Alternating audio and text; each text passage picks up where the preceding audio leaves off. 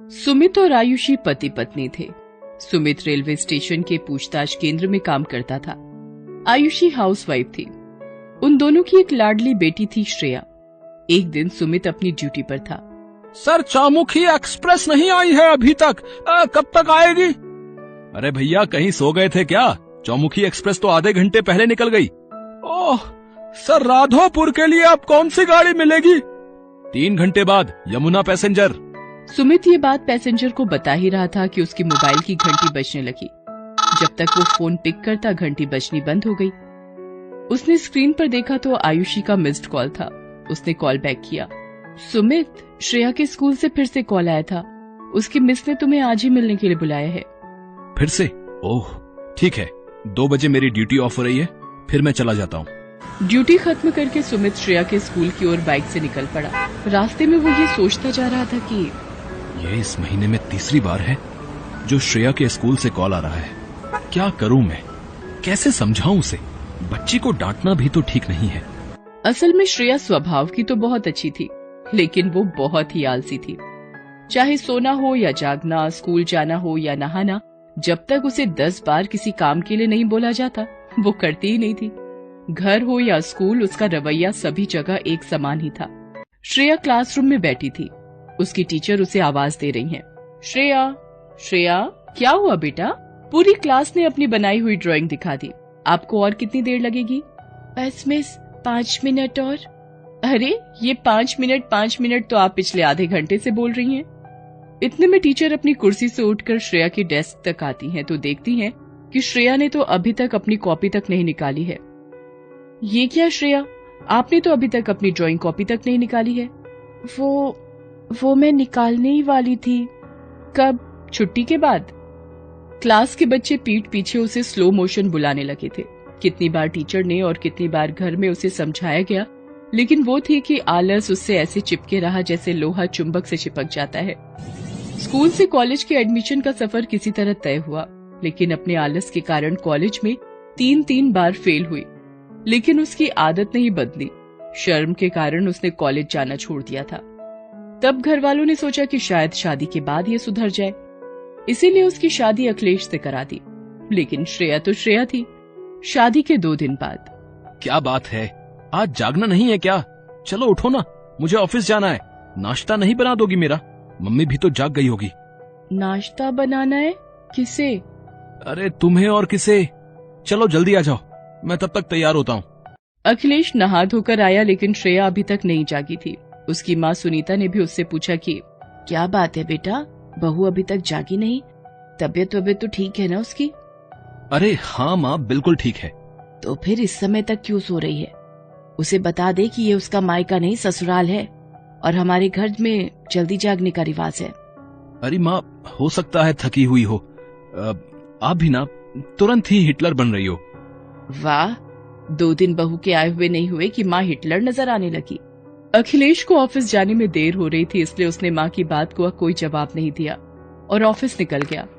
श्रेया 11 बजे तक अपने कमरे से बाहर नहीं आई। घर का सारा काम अधूरा पड़ा था। सुनीता ने किसी तरह झाड़ू तो लगा दिया, लेकिन घुटने में तेज दर्द उठ गया।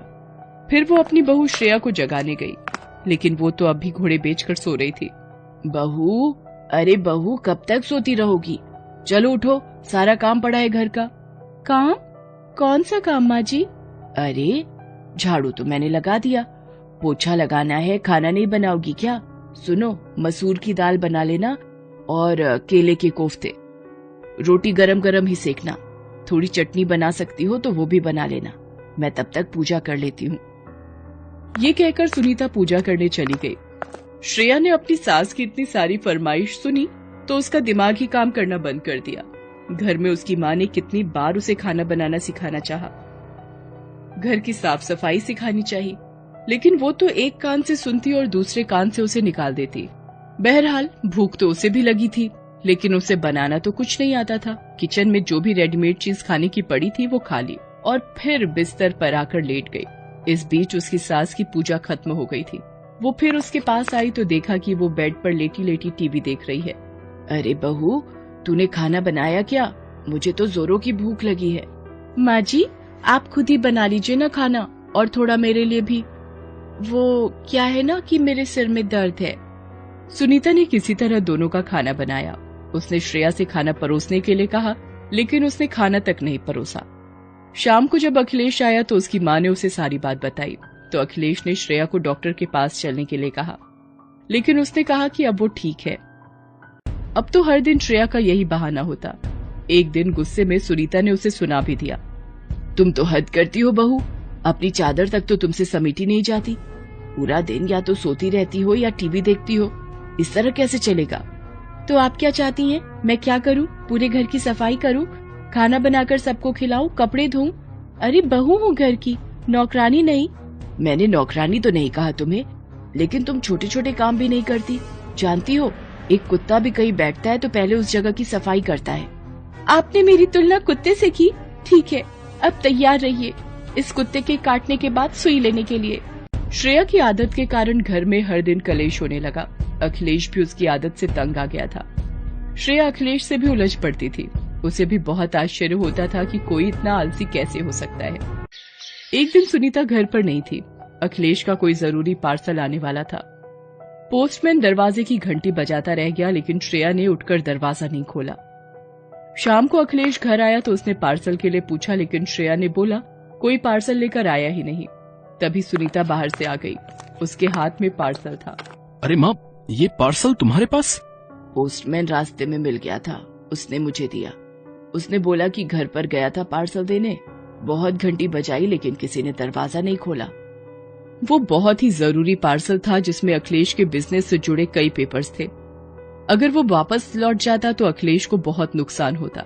श्रेया की इस लापरवाही पर अखिलेश ने उसे बहुत डांटा और उस पार्सल को अलमारी में संभाल कर रखने के लिए कहा, लेकिन श्रेया पर उसका कोई असर नहीं पड़ा। इस बीच सुनीता ने महसूस किया कि घर में बहुत सारे चूहे हैं जो आए दिन कुछ न कुछ काट देते हैं, कभी कपड़े तो कभी खाने पीने का सामान। बहू, ओ बहू, मैं थोड़ा बाहर जा रही हूँ। इन चूहों ने नाक में दम कर रखा है। आज इनकी दवा ले आती हूँ। तुम घर का ध्यान रखना, मैं थोड़ी देर में आती हूँ। सुनीता दवा ले आई और श्रेया को कहा, अरे बहू, घुटनों में दर्द के कारण मैं ज्यादा झुक नहीं सकती, इसलिए तू आज रात इस दवा को घर के कोने में डाल देना। अलमारी के नीचे जरूर डालना, क्योंकि एक भी चूहा अंदर घुस गया तो सब बर्बाद कर देगा। लेकिन श्रेया तो ठहरी श्रेया, उससे कोई काम हो जाए ये असंभव था। उसने दवा नहीं डाली। शाम को अखिलेश ने उसे कुछ जरूरी पेपर अलमारी में रखने को दिए तो उसने वो भी नहीं किया। वो टेबल पर ही पड़े रहे। सुबह अखिलेश की चिल्लाहट से उसकी नींद खुली। श्रेया, श्रेया! क्या हो गया? सुबह सुबह तुम क्यों चिल्ला रहे हो? कल रात मैंने तुम्हें कुछ पेपर्स दिए थे अलमारी में रखने के लिए, कहाँ है वो? श्रेया, उन पेपर्स को चूहों ने कुतर दिया। तुम्हें पता है वो कितने इंपॉर्टेंट डील के पेपर्स थे? मेरा आज तक का सब कुछ उसी पर टिका था श्रेया। उसकी कोई भी कॉपी मेरे पास नहीं थी। तुम्हारे आलस के कारण सब बर्बाद हो गया। तभी सुनीता भी वहाँ आ गई। अरे बेटा, कल ही मैं चूहों की दवाई लाई थी और इसे घर में डालने को कहा था। मेरी ही गलती है, मैंने इस आलसी को क्यों कहा। लेकिन मैं भी क्या करती, अपने घुटनों से लाचार हूँ। माँ, छोटी छोटी बात आज बहुत बड़ी हो गई। मेरी सारी मेहनत बर्बाद हो गई माँ। मैं रोड पर आ गया माँ। मैं नहीं जानता अब मैं क्या करूँगा। ऐसा मत कहिए, कुछ तो रास्ता होगा। रास्ता ये है कि तुम यहाँ से चली जाओ। मैं तुम्हारी शक्ल नहीं देखना चाहता। मैंने बहुत बर्दाश्त किया है, लेकिन अब नहीं होता। पहली बार श्रेया को लगा उससे बहुत बड़ी गलती हो गई है। उसके आलस ने पूरे परिवार का भविष्य अंधेरे में डाल दिया है। वो एक जूता उठाकर लाती है और अखिलेश के हाथ में दे देती है। मुझसे बहुत बड़ी गलती हुई है। मैं नहीं जानती कि इसकी क्या सजा है, लेकिन मुझे सजा मिलनी चाहिए। मारिए, इस जूते से मुझे मारिए, इतना मारिए कि मैं फिर से अपने आलस के कारण कोई गलती न करूं। मुझे मारिए अखिलेश, मारिए। ये कहकर वो रोने लगती है। तब अखिलेश उसके आंसू पोंछते हुए कहता है,